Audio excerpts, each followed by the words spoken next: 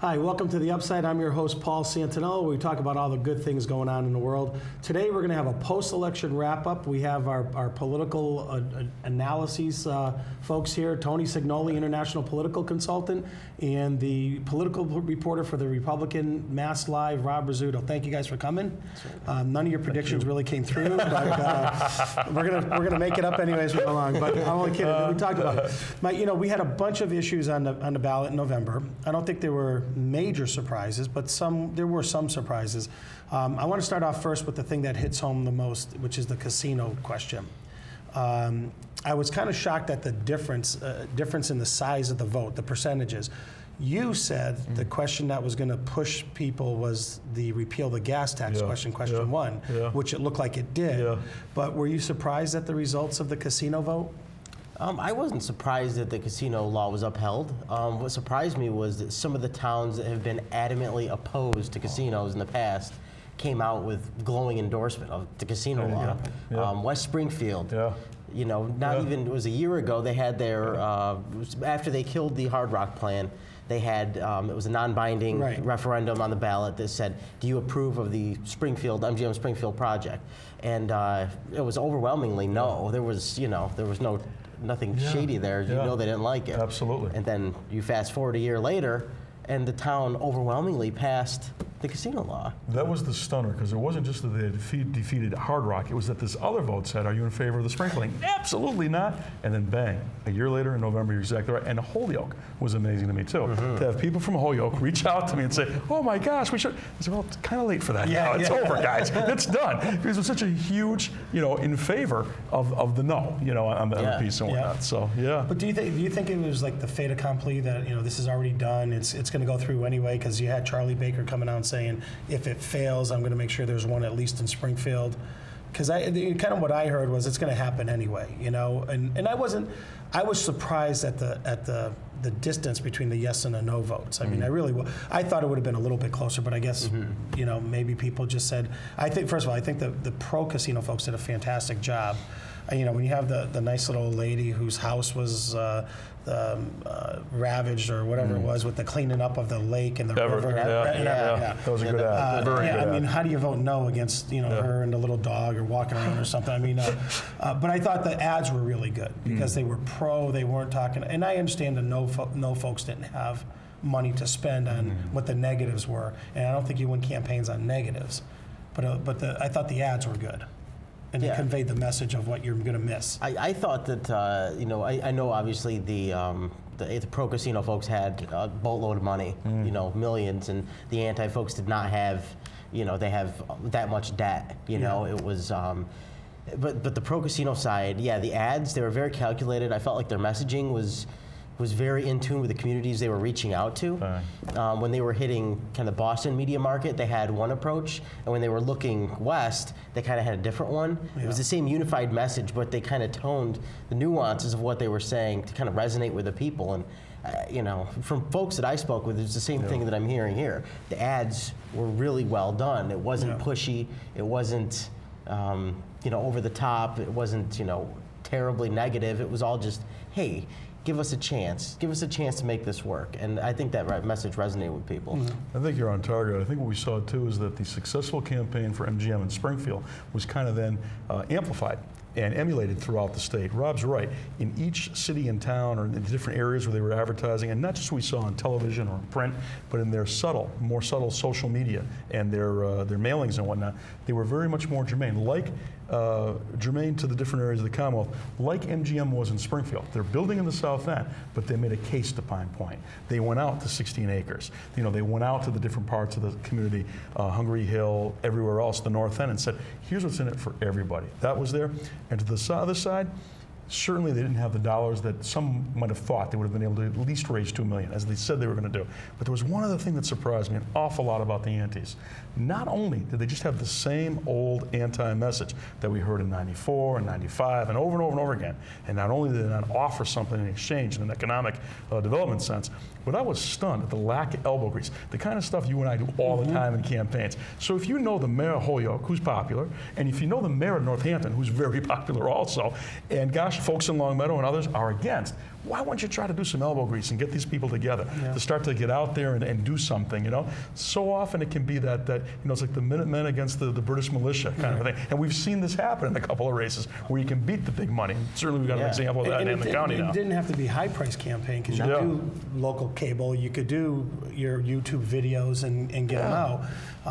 That's what I was surprised at, is that they were there but not there. And I understand, I guess it is true you go into debt when you talk about casinos, because they did. That I don't understand that either. Holy but that's smokes, I was stunned by that number, final number. But the reality is, and I agree with you, I think the elbow grease wasn't there, and I don't know if it was just the fact that, hey, look, there's just too much money, we can't fight them. But I think they, you know, the merits that they brought up, and like in the local town forums, like we had in here Long Meadow and East Long Meadow, where the votes were there to pass an anti-casino type of thing. I didn't see it this time, and I was very surprised by that. But had they had some money, I think they probably could have made a little bit of a dent in that final number. But I still think, like I said, you and you guys know, both of you know very well, social media is a bigger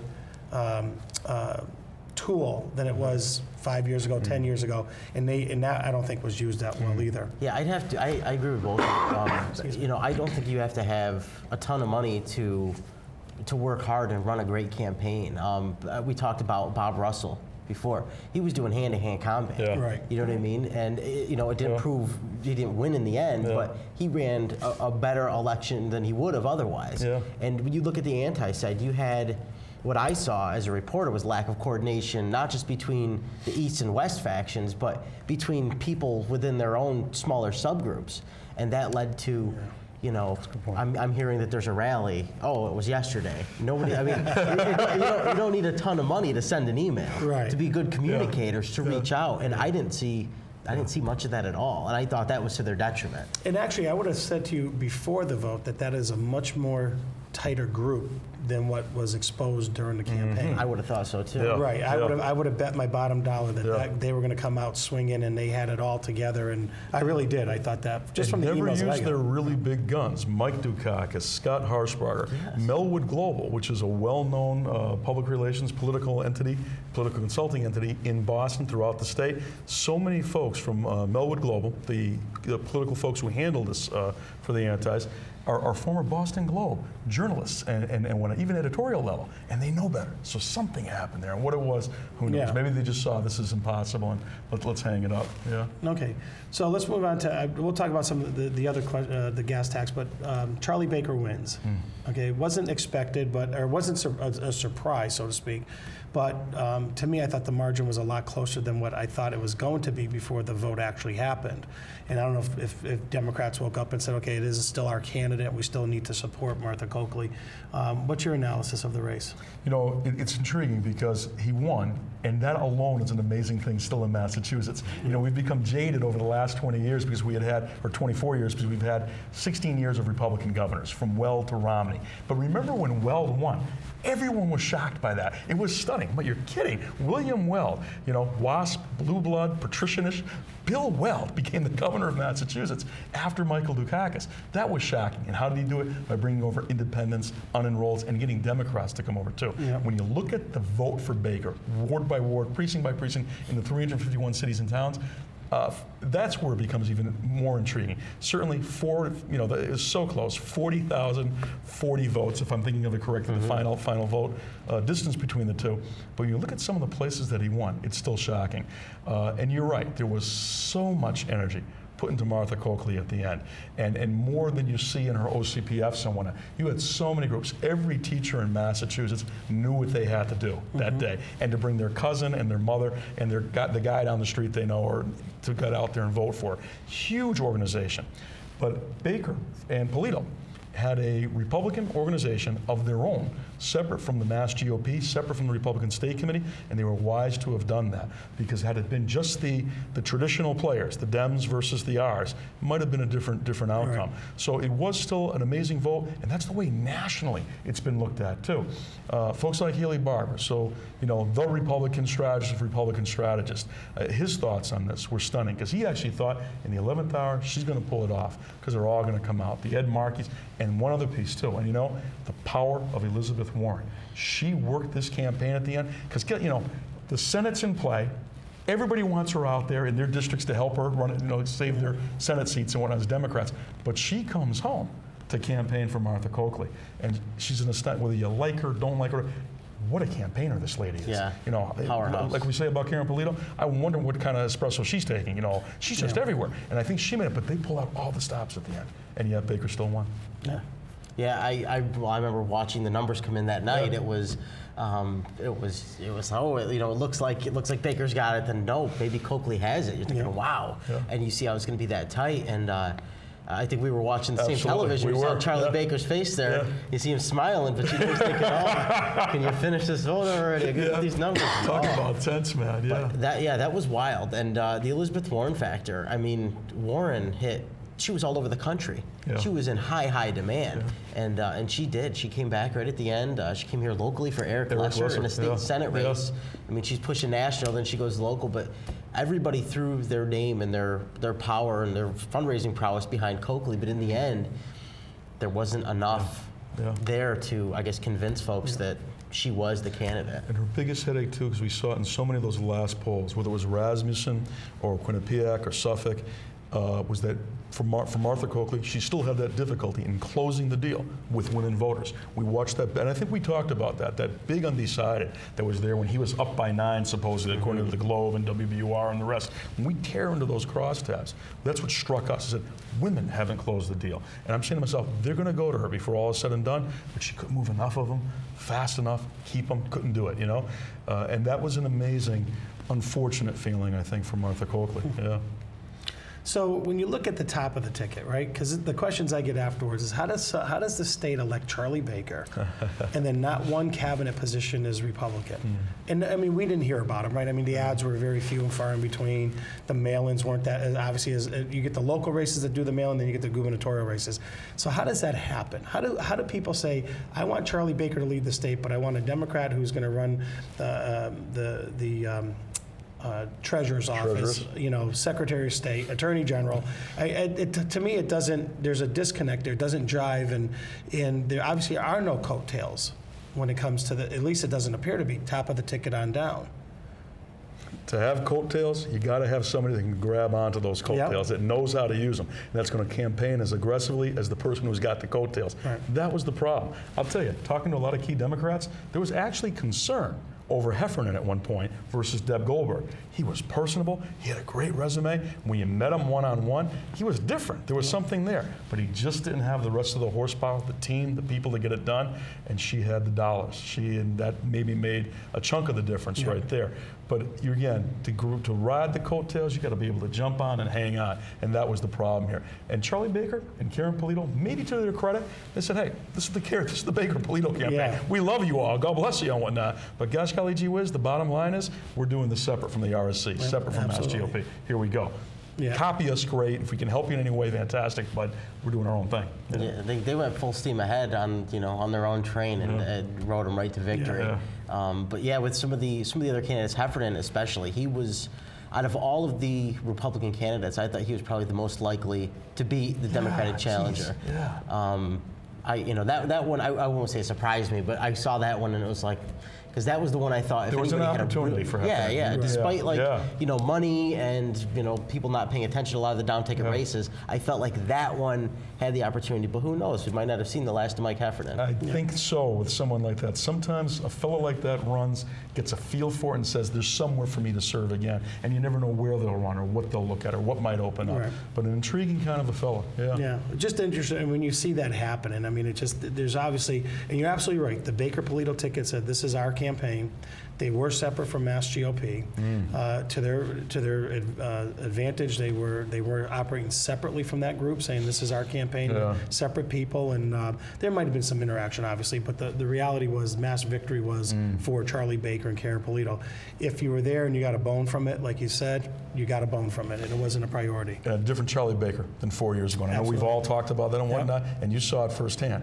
You'd walk into a room, you personally, where he was there, he'd come right to you, he knew your name this time. Paul, thank you for what you did for me. Yep. That was a level of politics you didn't see with him before. Right. This time, a whole different fella. That's amazing too. When a person can change that much in 4 years, still basically be the same on the issues, the same beliefs, but understand that you got to humble yourself a little bit. You got to change to be able to make this happen. Yeah. That intrigued me. And I saw that where he was at the Coffee Cup. Yeah. In East Springfield, and Dino Facente, Yeah. was the owner there. Yeah. Great whoopie pies, man. If you want to go. Unbelievable. Yeah. And Hermits. The Hermits at the Coffee Cup. Fantastic. Oh, man. Who cares about politics at this point? But I saw him up there, and just taking the time to actually sit down and talk to people. And it wasn't, it was campaigning, but it was really making that connection, from the gubernatorial level to, making that connection with one-on-one, someone who's looking for a cake for an anniversary or something, I mean, it really was. I mean, and it wasn't, I have to buy these Boston cream pie things that he likes. He said, he was really there for that too, But I saw that transcendence from 4 years ago is a good way to put it, and he really was a different candidate. It wasn't. He had it in his head that he had the vision. He was running his race, and that's what the difference was. 4 years ago, he was running against DeVal. This time, I think he said, "I'm running my race," and it was whether it was Martha Coakley or our treasurer there, Steve Grossman. He was going to run his race, and that was. I think that's to your point. And it is amazing to see someone turn that way in 4 years, because we are Tigers, and it's hard to lose those stripes, and especially in politics, it's hard to tell someone you have to change your campaigning style.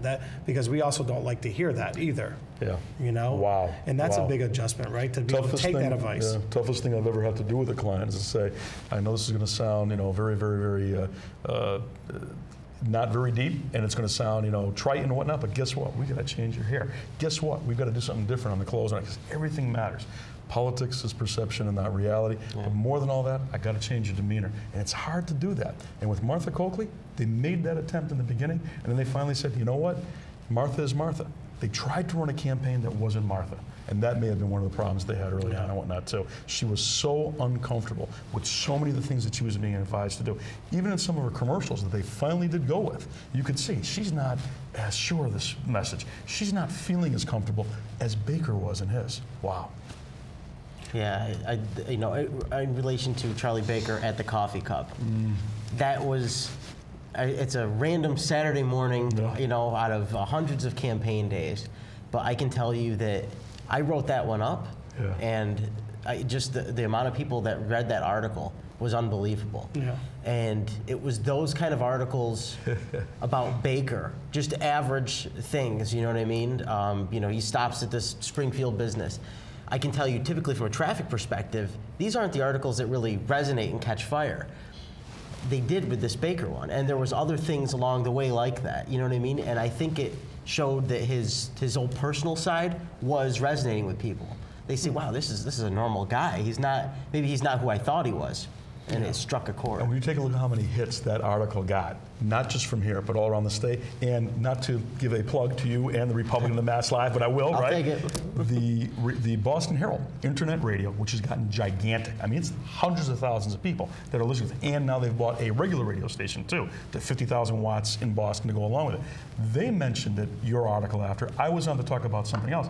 And I get, out of the blue, Hillary Chabot or Jacqueline Cashman say to me, "So Tony, this coffee cup place," and they got into it, right? And they started talking about the pastries, and I said, "Thank God I've been there." And then they got into your article and whatnot, and they used it as what you just said. Here's an example of the different candidate. And I thought, man, great article, but great opportunity that he sees. And one last thought maybe there too, because I've heard this from some of the Democratic consultants around Martha and friends of the DSC, even the fellow who used to run it. They feel that he was more open and listening to local people, local consultants, so someone like yourself who gets the drift, the lay of the land here. But Timmy Rook in Springfield, a couple of the consultants said to me, Timmy's laid-back style, quieter style, and was probably helpful to Baker at a couple of stops where, let's just take some time, let's just slow it down a little bit, let's just hang out for a bit. That seemed to be helpful. And by name, those are two names that I've heard, yours and Timmy's and whatnot, from the D side out of Greater Boston. That's probably good too, because that's a key thing in a campaign. It's great to have a strategy, but you got to know how it plays in Peoria. Tip O'Neill was right. It's all local. Well put. Yeah. So you talked about Martha Coakley, right? And the adjustments made in the campaign. In the state of Massachusetts, How do you get someone so well known like Martha Coakley? And you talked about the last show we had about all those terrific achievements she's had as attorney, which are real. Yeah. You know, you can be politically opposed and whatever. How do you take someone that good and lose the race? I mean, because Scott Brown race was a different race. I think it was a special election. There was a lot of fervor in Washington, but now you're on your home turf. This is not a Washington D.C. based campaign. I mean, I just find that one. I'm impressed with Baker. I'm overly impressed with the changes and what he did because he did a really great job. But I'm also looking at it from the other side of it and say, how do you take this candidate who's statewide, won statewide races before, and you're having trouble gaining traction? I'm lost in that one. That's what friends of mine from out of state are asking me. Really? What happened? How does this happen? Because they heard of Martha Coakley. They've never heard of Charlie Baker. I mean, just talk about having a national profile, but that's not what wins a statewide race. A lot of people I spoke with, and I'm asking, okay, who do you prefer? Okay, well, what is it about Martha Coakley? Do you not like her stance on some of the issues? Or that? Most of the people that I spoke with that did not prefer Martha Coakley over Charlie Baker couldn't put their finger on what it was that they didn't like about her. It was more, she rubs me the wrong way. And as much as that might be a terrible thing for people to hinge an elected official upon, the decisions are made that way. Am I right? I think you're on target. I think it even goes back to what a lot of us, look back to from the 60s. And again, I know I say Napolitan's name probably too many times, but even going to folks like Carville and others before them and whatnot, Cadell, the image of the candidate is an important thing. When we look for chief executive, aren't we kind of looking for James Arness, the guy from Gunsmoke? Aren't we looking a little bit for John? So into every debate comes walking 6'4" or 6'5" Charlie Baker, right? And there, God bless her, Martha's 5'1" or 2" or something. There's maybe that too, that image, and yet. How good what both of you said too. When you take a look at some of the victories that she had as Attorney General, we're all freaking out right now, especially in Western Massachusetts, about this latest utility hike, right? I mean, it's a big deal. You will see some corporates say, I can't stay here anymore, and with a 30% raise or 20%. It was Martha Coakley who led that fight 4 years ago when there were public hearings about those rates. She scored, and I think we may have said this in one of our last time we were together. And yet in the debate in Springfield, where you're in Western Mass, where this hits us hard, he talked about it. She did it. She never took credit. She never said, I did this. And I was shell-shocked by that. And you're on target. And Steve Grossman, arguably, without a doubt, probably the best state treasurer in 40 or 50 years. Campaigned and said, I'm going to do this. Not only did that and did more. The guy was amazing. And yet even there, he wins the Democratic convention, but loses the Democratic primary. Certainly, that's maybe another piece of this too. That was a bruising fight for Martha. Yeah. Charlie didn't have that fight. Right. So maybe that's a piece of it. And Berwick, I know you covered that so well too. The amazing out of the blue candidacy of Dan Berwick. Yeah. Wow. Who saw that coming? Oh no, he really did come out of the blue and talk about rallying the troops. Yeah. The passion. Corinne Weingard in Agawam. You don't win her over easily. Well said. And you got to work to get her support. Passionate about Berwick. That said to me that he had reached a critical mass with that. But in regards to Coakley not taking credit for her achievements, as a reporter, I felt like I kept waiting for her campaign to push these things. Well, look at what she's done. This is this. I never heard that message. They never went there, and I don't know why. Stunned. And your past accomplishments actually do people do want to know that. I'm getting stuck, but as you want to put down that you were a selectman, you were a state rep, you were whatever, because it shows people that you were a winner, so to speak, and you're like looking for that John Wayne. Most people do. First of all, they got to like you, right? They want to know they want a winner. They don't want the person that's lost 8 campaigns in a row and that type of thing. And that's what I think that would have done for her. And say, look, I was victorious here, I was victorious here, victorious here. All of a sudden, you have your image starts to shift a little bit, right? This isn't a loser, not that she wasn't, but your image starts to of that candidate starts to shift. And Charlie Baker, they can criticize him for what he did at Pilgrim Healthcare, but he also touted the turnaround that he did. And you say, okay, and you correlate that to what's going on in the state. Yeah. Martha Coakley saving jobs because of the fight against the utilities. Utility hike. My gosh. What are we talking about in the campaign? Jobs. Absolutely so.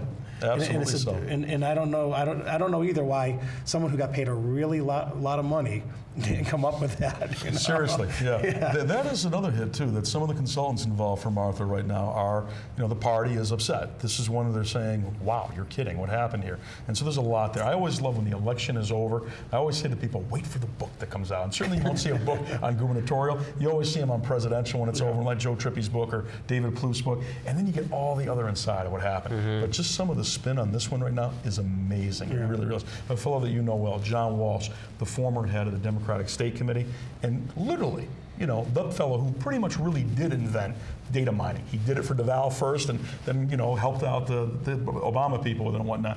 Brilliant guy, and he's sitting there ripping this thing apart right now, even in his somewhat retirement and whatnot. And I think he is someone that will weigh in with the D's to say, here's where we really messed up. Here are the mistakes. Let me put out a treatise to y'all, a blueprint as to how we don't do this again. I think you may see him start to step back in a little bit and do something along those lines. The other piece of it, the charisma of DeVal Patrick versus the non-charisma of poor Martha Coakley. She got it done. She was a workhorse. And when you're a workhorse, it's exactly what you're both saying. You've got to get that across to people. Like John Over. John Over, gosh golly gee whiz, greatest human being, nice man, but sit down and talk to him. And you were talking to a chemist, a scientist, remember? That's what he was. Right. And you just, oh my gosh, your eyes would glaze over. But when those great ads were put together about the workhorse, Over, the workhorse, and then those ads about he had been all over his district and whatnot, people remembered that, and so it can be done. That's where consultants, I think, can be important, where we're not spinning and making it up, but getting the truth out there about a candidate. Okay. Next question is there a future for the Republican Party? They won the governor's race. They won some state rep seats, a few more state senate seats. But this was the year, from all the talk that I had heard, this was the wave. Every 20 years you get a wave. This was the election.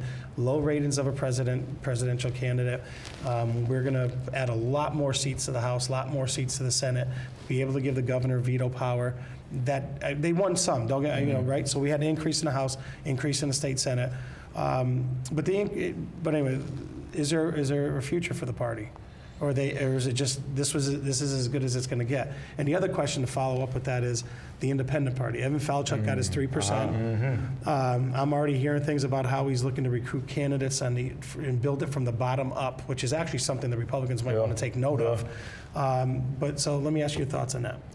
I think the potential and the possibility is there if the Republican Party learns from the mistakes of this year. They had some great candidates running for the legislature, but the one that they've got to take a look at is they've got to take a look at what happened in Worcester County. Certainly Worcester County is changing a lot, but the Senate President Pro Tem, a Democratic icon for 30 years, Richard Moore, a guy to the right of right on social issues and whatnot, pro-life, pro-gun. You'd walk into his Senate office, this big D Democrat, and he'd have plaques all over. I mean, he'd have guns on the wall, the whole thing. He was an NRA guy. He was a goal guy. He was right on all of those supposed right issues in that changing area. The Tea Party dug him, the rest. And along comes a guy named Ryan Fatman.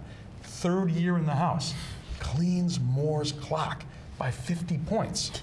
So you got to take a look at that one and say, that's the blueprint perhaps for how it's done. And you're so on target with Evan Falchuk. Evan had a comment this morning, in Springfield no less, that of the 18 candidates he's found already to run for the legislature, most would have run as Republicans. Now they're looking at the I piece, thinking that perhaps not running as an R in a heavily D district or even in a heavily independent district might benefit them. That they can be a little more socially conservative, fiscally conservative, and be a little more socially liberal and whatnot, but as an I might be more intriguing to an electorate. And very last thought on that, what I'm getting a lot of feedback on and a lot of outreach on, and I haven't talked to Evan Falchuk, but a few of our folks have, is they're greatly interested in Mark Mastriani's campaign for district attorney in 2010. Because they're saying, how could that happen? How would that be done in a county like him? And so along comes Mark Mastriani, who spends, I think it was $127,000 against much more money by at least the top 3 Democrats who finished 1, 2, 3 out of 6 on the other side. How do you do that? People are looking at that. And forgive me for taking too long on this, but even the other I'm seeing right now is people are looking at Sue Seguin's victory over Gail Kendaris in that same way. That concept that too many of us believe, that it's got to be the money. You've got to have the dough to win. we've just seen something different happen. When you got a guy like Kevin Falchuk out there, I mean, he's like the Minuteman, he's like the Patriot, and he's got a good shtick. Those last ads of his were the best and whatnot. And I think that will be intriguing. What's his impact going to be, and how does that help or hurt the Republicans? Those eyes, and last one, forgive me, when the eyes get down there, you got to remember something else. If they're inclined in a Republican mindset, they'll vote with the Republicans when it comes time to caucus. That may be how the Republican Party gets its strength back in Massachusetts. Yeah, you said it all. I think that's what's going to resonate with people. I think perception is a big part of it. As far as the public's concerned, you have some. Let's look at the down ticket races. You had some very qualified people who happen to be Republicans. Yeah.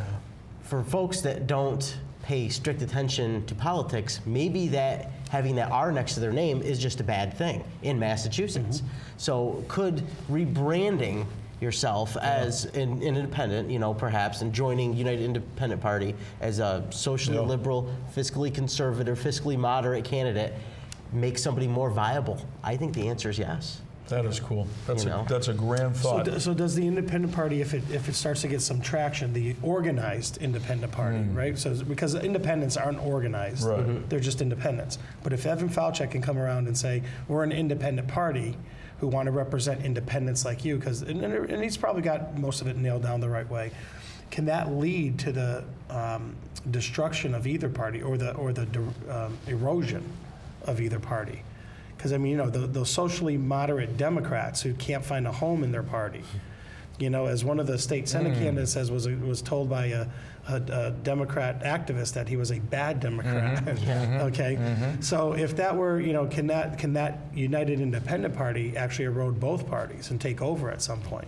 Yeah, I'd say it has the potential to fish moderate people out of both parties. Yeah, I agree. I agree. It could polarize the Democrats and the Republicans en masse to be more hardcore, to the left and the right, respectively. And let's just say, hypothetically, you're one of those bad Democrats or those Republicans that just can't get it, to happen in a particular district. You now, running as an independent, bypass the whole party apparatus, the convention, all that craziness. It's not that bad of an idea. And again, Mastriani utilized it well. As an independent, supposedly he was going to be taking on the Democratic nominee of the party for district attorney.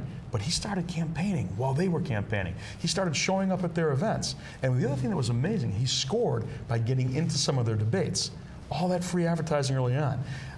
You've got to be able to do something along those lines. But when you talk about erosion of party, I don't think it's so much erosion of the party itself, but possibly impact on the party apparatus within the legislature. Because let's just say you get 13, 18, 20 independents down there. They are going to be sought after by the Republican leader and by the Democratic leader. Bob DeLeo is one of the smartest House speakers ever. He's got phenomenal lieutenants around him who are very savvy, street savvy. When you've got a guy like Joe Wagner from Chicopee, who you give all the hard work to. Joe, go figure out casinos for us. Joe, go figure out clean elections. Geez, Joe, we don't understand this whole latest thing on texting. You go figure it out. You'd think that Joe Wagner went to Harvard or something. It is amazing. He gets it done over and over again. Great lieutenant, great captain, I should say, or great general to the speaker. A guy like that, he's going to look at this and say, you know what, those independents are going to be moving around. We're going to have to court them. We're going to have to get close to them. They could make the difference on a vote, especially if we get some rogue Democrats to join them, the Republicans, in certain things. And the last piece, too, even historical. Remember when Brian Lees got elected before your time? Was it 1988? Oh, you're like 6. 1988. We all thought, gosh, he's one of how many? Few Republicans? Yeah. But he had enough votes within 2 years to go for a quorum. That brought Billy Bulger in, put Billy Bulger in a box. He could no longer have a vote at midnight and no one knows what it was about. He no longer could call for a vote and get those senators to do what he wanted by bullying them, right? Maybe he'd have his brother call him. I don't know how that would work or whatnot. But you couldn't do it behind closed doors anymore because those Republicans could call for a quorum, and you'd see how every one of those Democrats voted. 5 of those Democrats lost their seats over the next 2 sessions because it was known how they voted back in their district. So that's the kind of thing that can happen here. Yeah. That kind of impact would be amazing. The nature of the beast made actual change to the way things are done. And at the heart of it, that's what Evan's after. Yeah. Right. You know, he has a message and he believes it. And He means really it. does. It's pure with this guy. He really does. And he's got cool hair, so I just got to get that out. My nephew Sam loves it. My nephew Sam does the same thing, the spiky hair and whatnot, you know? But you think about it, you know, if the independents are running, regardless of whether there's a Republican or a Democrat, I think the majority of people, obviously the electorate is majority independent anyway. And like you said, they'll trend depending on who they like. If you have someone who's kind of like you already, as an independent, and they have some funding, which it sounds like some of those candidates are going to have, which is what's missing for most of the independent races.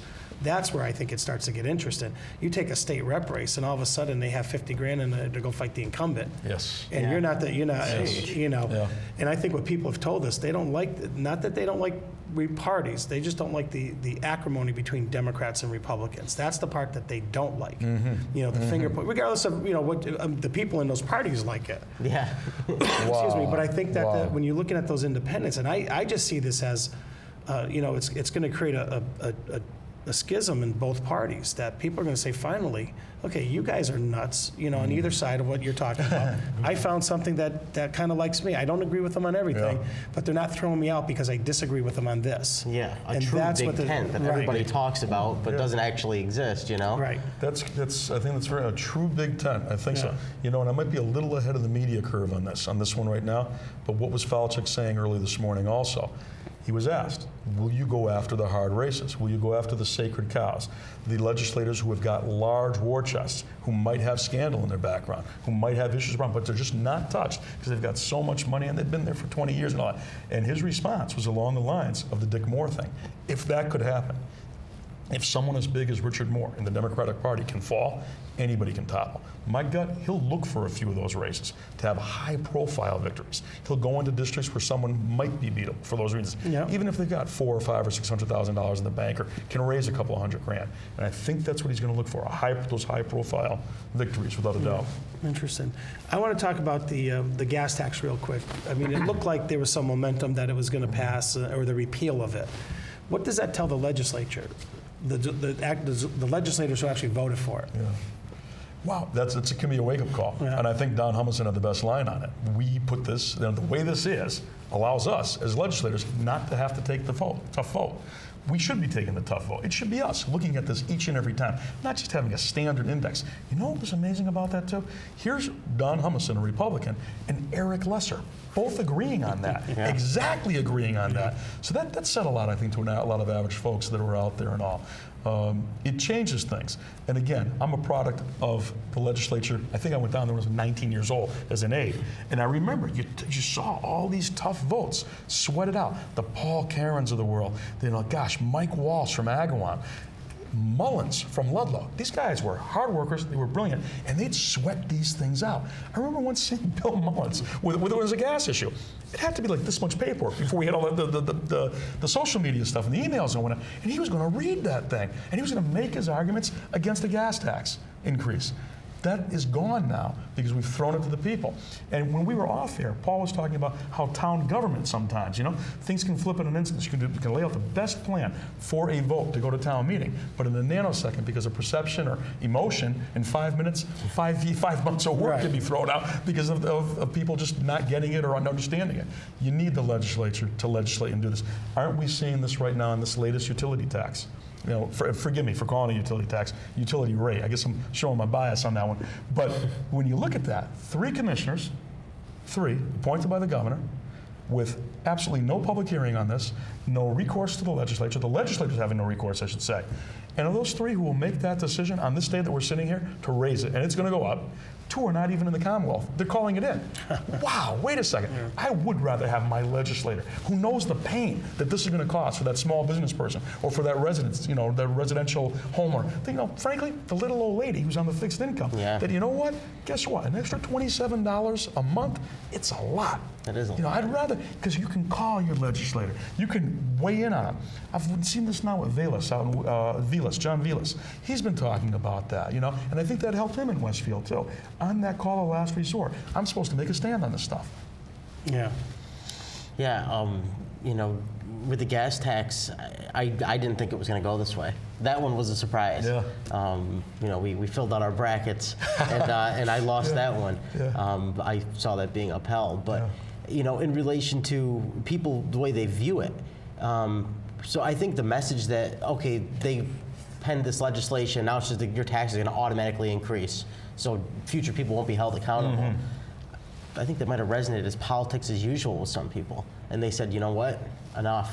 And that led to the downfall, or the wording, the question here, the downfall of the gas tax indexing with inflation. You know what I thought was interesting? I thought the commercials pointed out, because I'm watching them and I'm looking at infrastructure because we talk about it all the time in Long Meadow. People today, I was just talking to someone who grew up in town, said, boy, our roads are in the worst condition I've ever seen them. We used to have a lot of money back in the day to fix them.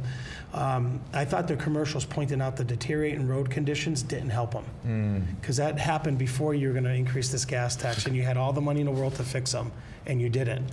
And I just thought, to me, that was a huge negative. I wouldn't have pointed that particular thing out. I would have pointed out that, the gas taxes stay the same, but because of inflation, we really haven't, whatever. There's a million ways to do it. But I think showing deteriorating roads and bridges, and it happened on your watch, and now you're telling us you need more money to fix it, more than what you have, that's a typical politician to me. And in general, I'm saying, that's a typical political move. Oh, we need more money to fix the problem. Even though we know the problem's there, we just don't want to fix it because we're diverting monies and whatever. And I think when you put that in relationship to, when you look at the cost of living adjustment for Social Security, it's been 1.5, next year's going to be 1.7%. Inflation's above that. And they're saying my Social Security isn't even going up by inflation, and you want the tax to go up by it. And you're talking about big voting blocks at that point, And I think those were just. I mean, I think the bill was probably bad in the way they brought it out, but their ads really didn't help them. I don't think. That's the way I looked at them. I looked at all these little things that were, folks, you've been in there for 30 years in the legislature, you didn't fix it. Now And I think, to the credit of the three of us, when we met last, that was a good prognostication on our part, is that one thing was that we thought, to what you just said, is that people in Western Massachusetts look at that and they go, wow, it's going to cut $1 billion out. That's scary. Wow, this isn't going to, wait a minute. All that money's there. We all know what the South End Bridge has been for the last 30 years. We're kind of South End guys by osmosis. We know what that bridge is. The North End Bridge, I'm terrified going over that thing, West Springfield. We see that. We don't get that money out here. And, not to give a plug again to Eric Lesser, but I do think he had the best line on this. Lesser touched on that and said, isn't it amazing? And I'm not going to get it right now, but in Boston, $1.3 billion for the upgrade. Gosh, you're kidding. From Brookline to MIT to help those kids. Let me tell you something. I've ridden that thing. It ain't bad. It's better than taking Amtrak out of Springfield right now. It's pretty nice. 1.3 or 1.8 billion for that. And we're going to beg and shuck and jive and everything else to get 100,000 for I-91, when maybe that should be $500 million or $1 billion, or it should be transformational, like Mayor Sarno was saying, to benefit Long Meadow, to benefit Springfield, and Chicopee and everybody else at the other end of this thing. Forgive me for going long on that, but I think that was something there too. And you look at the gas tax and how it did west of 495. I think there were a lot of people saying, wow. And I love AAA. I love that I can call AAA when I can't call the Volvo people to come fix the thing and whatnot, right? But honest to gosh, I think they got hit by their ads. Saw that in polling as it was going on. People were angry. They trust AAA like they trust AARP, But that set poorly with some folks, saying, wait a minute, here's AAA telling me that I got to pay more money on my taxes for the roads. Whoa. Yeah. I think people felt like that when the grocery store started inserting those leaflets telling you vote against the expansion of the bottle bill. That one went the way it did, but people I talked with, I know they start getting these things in their bag. It's like, don't be legislating politics to me when I'm overpaying for butter to begin with. You know what I mean? It doesn't We sit saw well, the signs go up at Big Y. Sure. You said, wow, that's I'll tell you, too, we went to the minutia of some of that polling as well, too, and exactly what you said was out there everywhere except two places. Wherever Big Y touched, because people like Big Y. People are saying, these are the folks that help pay for kids' education. But then the other one, too, Market Basket, the Demoulas thing. That was such a big, high profile, and everybody loves RDT. And he put a thing out about it at Bread Basket. And you could almost see, and we were starting to call this is supermarket impacted polling, because we were looking at that and said, they're doing really well wherever there's a Market Basket or a Big Y. But everywhere else where this was done, the extreme negative, exactly what you're saying. People upset. I just want to come in here and buy the dog food, the cat food, get what I need to for the kids. I got to get the milk and get out. And now I'm getting politicked here. Whoa, bad enough it's on my TV and my radio. They're at my door. So you mentioned Mr. Lesser. I want to talk about that race a little bit, because that really was probably the biggest race in Hampden County or Western Mass, because it was an open seat.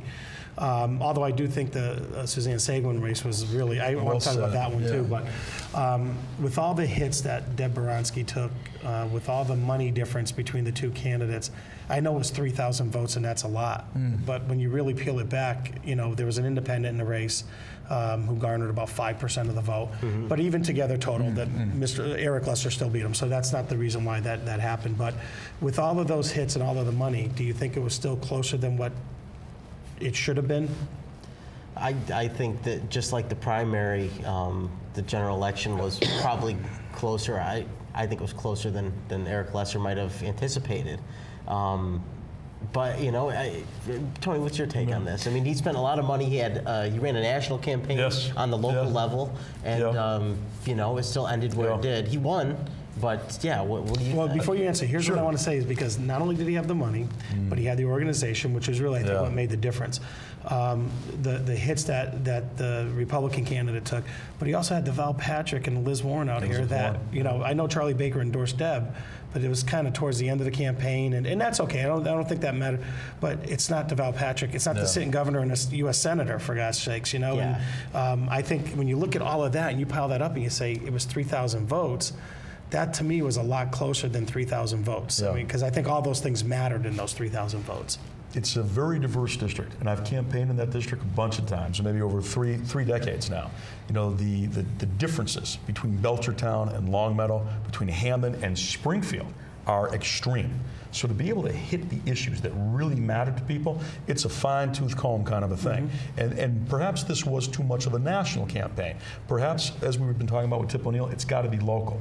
What really does play in Peoria, when you're trying to represent Pine Point and 16 Acres, and Hammond, and Wilbraham, holy smokes, this district is amazing. So perhaps the resonance with those important local issues may not have been there. Perhaps they looked at it as too much of a national campaign. So sometimes it's good to have good local advisors, without a doubt. But I think one thing that I like about this, and I'll say this in an apologetic sense to Eric ahead of time and whatnot, I like a tight race for something else. Because for me, it's not just about the campaigning. It's not just about the politics. What's going to happen in the next year now? He's going to work even harder as a senator. He's going to show up and knock on your door. You're a Republican. You represent Longmeadow. Say, Paul, what do I have to do to bring things back? And he's going to talk to everybody. He's got to work so much harder now. And because we also know something else. Next November of next year, that race begins again. They only get a 2-year term. So he's got to be thinking about it. And I think what this does, whether it's been Deb Baranski or Eric Lesser or Chip Harrington, or whoever had won this thing, when it's tight, you got to work a lot harder to get it again. Because like Don Humison, somebody's coming again the next time if it's tight. Now, of course, for Don this time, that changes. Big decisive win. Quick sidebar to that, too. When you're from Holyoke, don't ever say it's time to return Holyoke to Senate seniority and power like the days of Mossy Don, because you wake up the not sleeping giant of Westfield. It's not asleep over there, and they just pour out. Can you imagine the vote totals in Westfield all the time? Stunning. But I think that's the piece here. It was closer than I think a lot of people thought it would have been. But I think that it can make for a better senator, and that's probably not a bad thing. Any thoughts? I agree with Tony. No. I don't want to stretch you out here. Not at all. So when you look at the registry of probate race, someone who had no political experience, Suzanne Seguin, if I said her name right, against a sitting senator who had a decent war chest, right? Very well known, former state rep, selectman, and the whole thing. And I know it was 200 votes, but like we saw at our town meeting, it only takes one. Right? So you win, and obviously there wasn't a thought that you could win it back on a recount, so the recount didn't go through. But how does someone like that win a race who has, you talk about uphill odds. I mean, and I guess what I want to say is if you look at Eric Lesser's race, he probably did need the money because he didn't have Candaris's goodwill and name recognition and so forth. But now you have someone who is taken on, obviously think the undeniably favorite in that race. Yeah, no question. And I think early on, I think everybody thought it was a slam dunk. Don't worry about overdone, it. Gail. Yeah. You want me to jump on that one first? Yeah, go for it. I think of Gail Candaris, and I think of the conversation we just had about Martha Coakley. When you look at the body of work that Gail Candaris did as a select person, House member, and senator, that should have translated for. It was Gail Condaris who led that charge 4 years ago on the utility rights. When utilities weren't getting it back together and fast enough after the snowstorm of October 29th, that horror story and whatnot, it was Gail Condaris out there screaming. She was the consumer advocate. She was the tough one. No Gail Condaris, and I won't say the name, but a hospital system here probably would not exist. I mean, she did that body of work. But she didn't remind people that. And certainly she wasn't running for the legislature again. She was running for a different seat. Right. But that was there. I mean, she could have, she didn't run on the record, as you were saying earlier about Martha Coakley, or it didn't seem to be doing that. The other thing, we watched that race from a distance, and I thought to myself, I can see Sue Seguin's good message, or how it can resonate. I'm doing the job, you know, and the biggest part for her, the beloved Tommy Moriarty. I worked for him. And when the time came for him to leave because of illness, you know, who did he say to the governor should be running this? Please put her in charge of this. That was a good message, but I didn't see the money to get it out there. I didn't see her getting it out there. But then we saw some of her standouts. I mean, they were incomprehensible. So many people. Who organized that? And then the very last thought, you got to give a good piece of this to Tom Moriarty. You know, I mean, we all remember that campaign in '90. Like Mike Ash, he ran the first time, and no one ever ran against him again. Hero, real American hero, Tommy Moriarty. Yep. And what I learned a lot in the last few weeks of the election, and I've learned in the few weeks since, he worked this thing from home because you're not well enough to go out, but he must have been on the phone 24/7, and he's still got that network. You can never downgrade the kind of old-fashioned, hands-on, picking up the phone, that Mike Ash, Tommy Moriarty. I know 10,000 people, I'm calling him. It sounds like he called everybody he knew. It was unbelievable, Tom Moriarty. So I hope I didn't go over on that, but that's what I saw. Yeah, no, it's stunning victory. She hit the ground hard.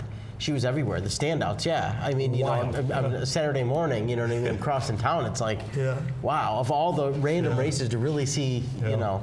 And at the same time, Gail Condaris, it's like, where are you? You know, Gail, same thing we said about, like, you know, the paradox, or, you know, the parallel with Coakley's campaign, not tapping into your achievements, not saying, here's who I am, here's what I've done for you, so give me a chance to do this for you. You know, from a campaign standpoint, I didn't hear, it was little to nothing out of Gail's campaign, and I don't know why that is, if they just assumed that, you know, it's free and clear, we don't really need to worry, or what, but Sue was all over the place, you know, and she had the backing that mattered. That Tommy Moriarty piece was gigantic. You know, Socrates had a great line. Sullivan's the great public servant, also the great politician. But in this instance, you had two great public servants, clearly, you know, based on what they had done. And you would arguably say that Gail was the great politician, too. Her support of other candidates had helped other people to get into office and whatnot. She had all of that and whatnot. So this is an intriguing one for the books, to look at it in that regard. Pretty amazing. Okay, so I'm going to throw out one more thing on that. 8 years ago or so, Brian Lees runs for the clerk of courts and wins, right? Write-in candidacy to get on the ballot, the whole thing. So you had a politician who was in there, he only stood in there for one term, and then you saw the next race for that seat was a politician versus someone who was already doing the job. Do you think, and this is, and we both know Brian, right? We worked on campaigns. Do you think that Brian Lee staying in there one term has shown that there's certain seats that shouldn't be political? And there's certain seats that are really too important to have a politician go in versus someone who knows how to do the job. If he had stayed there, for example, and had run for re-election and won, then maybe it wouldn't have looked, because I looked at this in a very different way and said, you know, had he stood there and won re-election, then he wasn't the typical politician, get in, get out, you know, whatever you want to say. And maybe that would have helped Gail, and maybe it would have helped Tom Ashback for the clerk of courts, as opposed to saying, you know, this is just a politician going in to pad the paycheck kind of thing. I'll jump to it first. You know, I think you said that well, but I think something else happened in this election cycle. I saw it affect the district attorney's race. And again, it's that shadow of Michael J. Ash Jr. When the sheriff came out 2 years ahead of time and said, I'm not running for re-election. Oh, shocking, right? With the most amazing announcement we've ever seen. It was all about the jail, all about the programs, all about the people, the inmates, the people who are, and the people out there, that this cannot be a seat that where my replacement is just a politician, what you just said. It's got to be somebody who knows how to do the job. If you look at Sue Seguin's stuff and Tom Moriarty's message, it started to hit that. We saw it in the DA's race. It's got to be someone who can do the job. The candidate with the most money, the candidate who had the best organization, the candidate who was arguably looking to me like he was going to win, did not win the DA's race. But the two prosecutors were the ones that started to mix it up. Fatero and Gignoli. And Gignoli was just able to get out there and get the message out there more and make that case. Yep. You know, when Gignoli actually seemed to emulate some of what Mike Ash was saying, I think that helped a little bit. And of course, who's Gignoli's father? A public service guy, not a politician, who helped Mike Ash put together a lot of those programs for that jail. So I think the son had an idea, this is a way to go. So again, forgive my long answer on that, but I hear what you're saying, but I think the shadow of Michael Ash with this treatise, that announcement of his was not just about sheriff. He laid that out there, and everybody else has started to pick that up. You know what? I'm getting tired of the same old, same old. The politician who's looking for the better pension, the politician who's looking to go to the next job, or for the longer term, 2 years, you know, versus 6 years, et cetera, and all that. I think that resonates, and I think Ash has changed things yet again, which he has been doing for 4 decades here politically. It's unreal.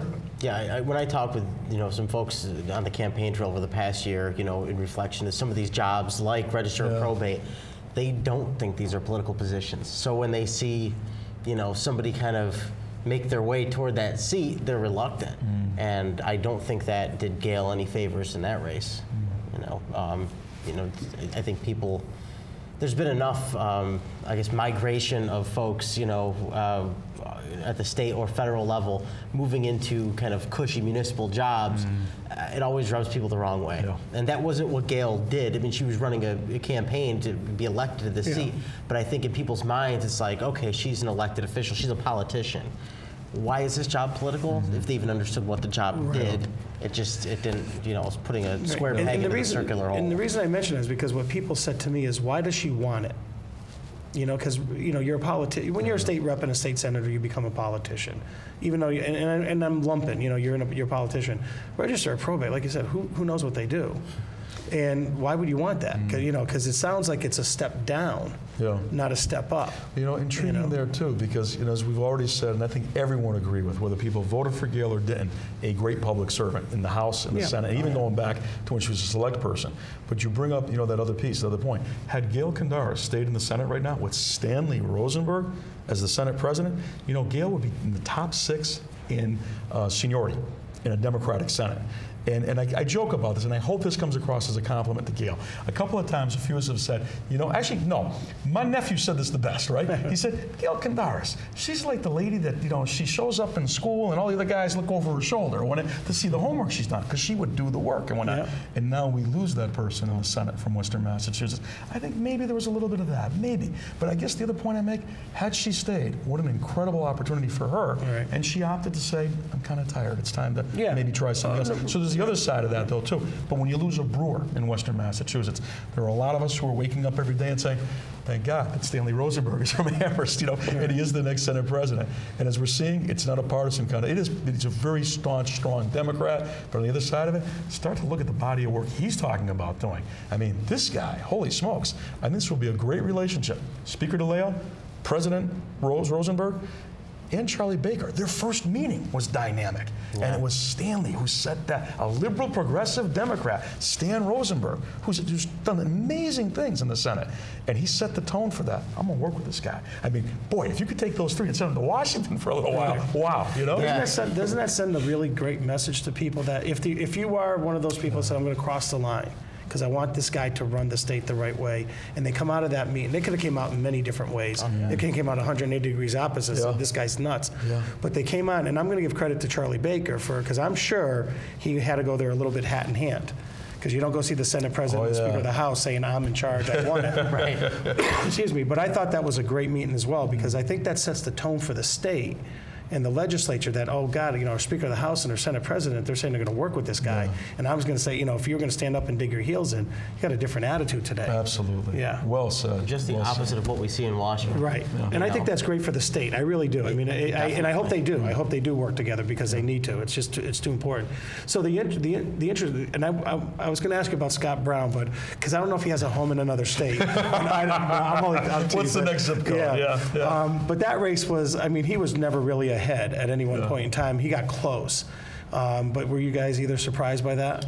I guess I wasn't surprised. I thought if it was going to be close, I thought, Gene Shaheen had it. Yeah.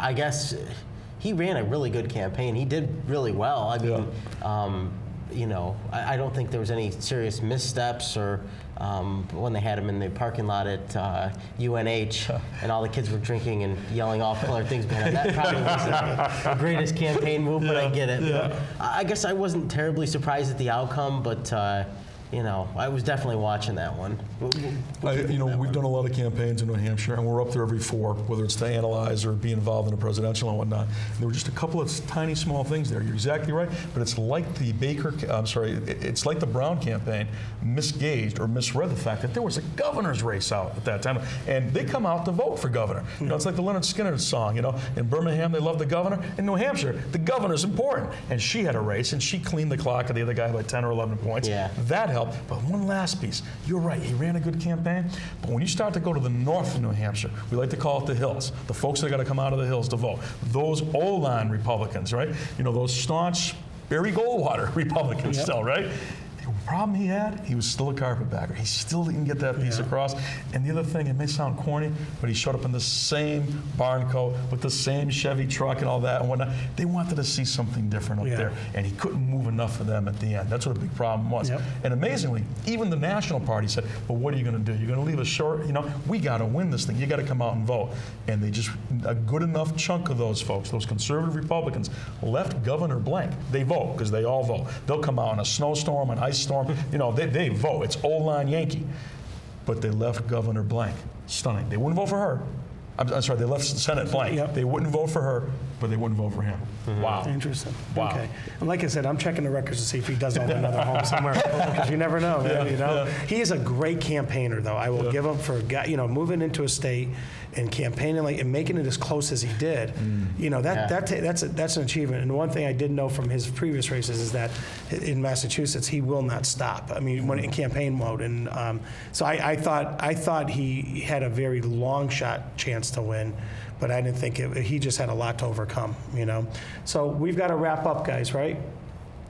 Yep, we got to wrap up. So this was supposed to be a 10-minute show. We're literally an hour into it. Oh my! So that was the quickest hour with you two all the time. First of all, I want to say thank you for coming out and doing this again, because I think what it helps, at least in LCTV or voters in Longmeadow, it helps. It's great education to hear about this stuff. I get a kick out of talking about it. But I want to say to you guys, Thanksgiving Day is coming up, so have a happy Thanksgiving. The Longmeadow, East Longmeadow Thanksgiving Day game is in East Longmeadow this year, unfortunately, but we have the Selectman Cup to try to win back. But have a happy Thanksgiving and a great New Year, and Merry Christmas and Happy Holidays. Thank you.